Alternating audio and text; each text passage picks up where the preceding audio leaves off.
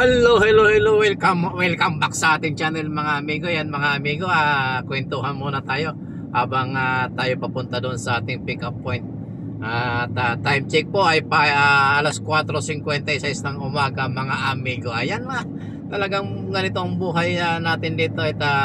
Bilang isang driver mga amigo, maaga tayong nagigising, huli tayong lumalabas sa trabaho.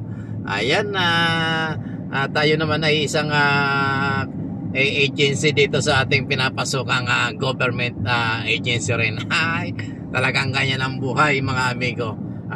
Hindi yung dito sa atin, alam mo naman dito sa Pilipinas, ang laki ng discrimination dito sa ating buhay. Talagang ganyan. Tis-tis lang, kumbaga kailangan mo na lang wag masyadong madamdamin. Tira lang ng tira hanggat kaya pa. Pag hindi na kaya, exit ka na sa trabaho, hanap ka ng iba para hindi mo maramdaman yung pagde-discriminate na mga lagi nilang sinasabi. Ayan, bagamat ito ay pag-aari ng taong bayan, ng isang government office, nagpapasweldo sa mga nagtatrabaho dyan ang taxes ng taong bayan. Yung kumbaga yung binabayad natin tax, pinapasweldo natin sa mga taong nagtatrabaho sa isang government agency mga amigo. Ayan, tuloy-tuloy lang po tayo kasi yung kumbaga kwentuhan lang tayo mga amigo. Yung sasabihan na magsasalita lang ba na agency lang yung mga yung mga regular, ganun ang mindset nila. Yung sinasabi nilang lagi, ang laking discrimination yun, di ba? Ay pag narinig mo parang bakit ganun sila?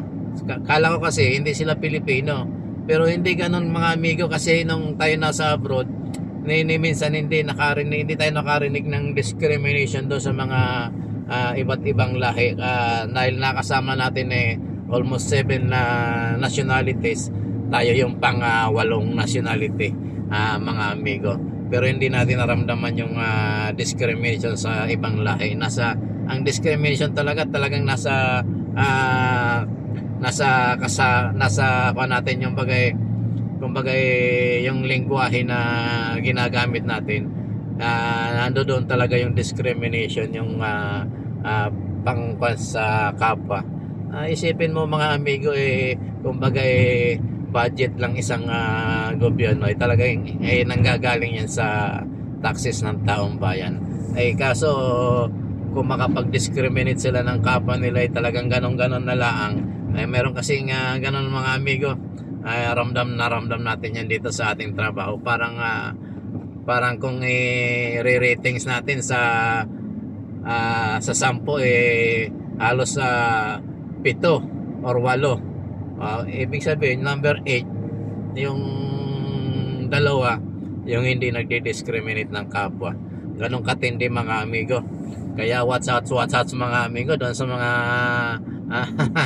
sa mga amigo natin na hindi nagdi-discriminate. May love shout out po sa inyong lahat at pagpalain sana tayo ng Panginoon.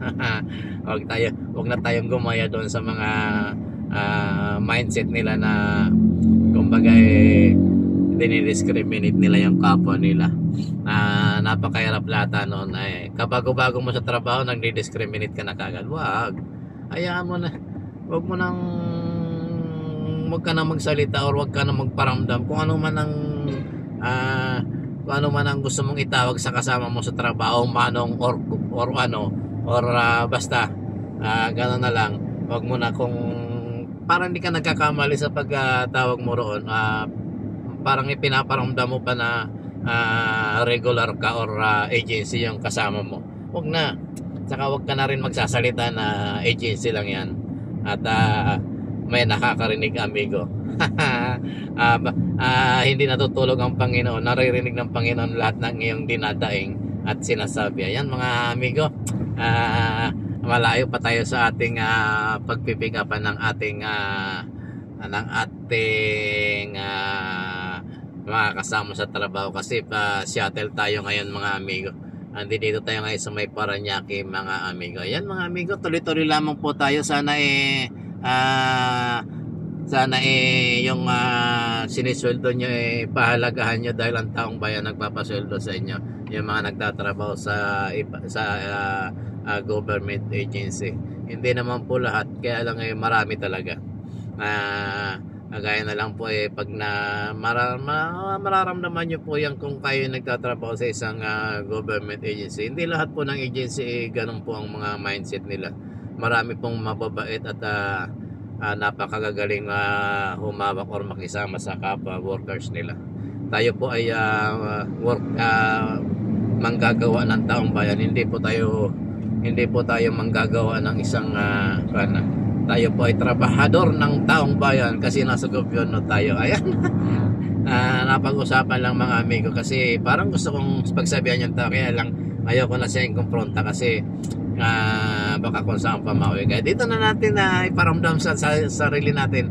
Kwento-kwento lang yung mga amigo. Yan ang reality ng buhay talaga. Kung nasa abroad kayong reality ng buhay nasa kapwa Pilipino pa rin yung hindi magandang naririnig. Pagdating pa naman dito sa Pilipinas, ganoon pa rin. Pero dito sa Pilipinas po mga amigo, napakalaki ng discrimination kumpara sa ibang bansa mga amigo. At lalong-lalo na yung mga kahit nasa private company or government company ka, pare-parehas na yan. Ayan, mindset na po yan. Sana mawala na sa mindset ng Pilipino yan. Trabaho lang tayo ng trabaho. At good luck sa ating lahat. Ayan, mga amigo, malapit ka na sa, mayroong kasabihan dyan nga na malapit ka na sana ma-promote. Kulang pa yung iyong pagsusumbong para ma-promote ka na sa panibagong position mo amigo. Sana sumbong lang amigo para ma-promote ka na maganda. Ayan, mingalap shoutout sa iyo at good morning sa iyo amigo at salamat sa pakikinig mo ng ating hinaing. Talagang ganyan ang buhay amigo. Kailan tayo at positive lang tayo mga amigo.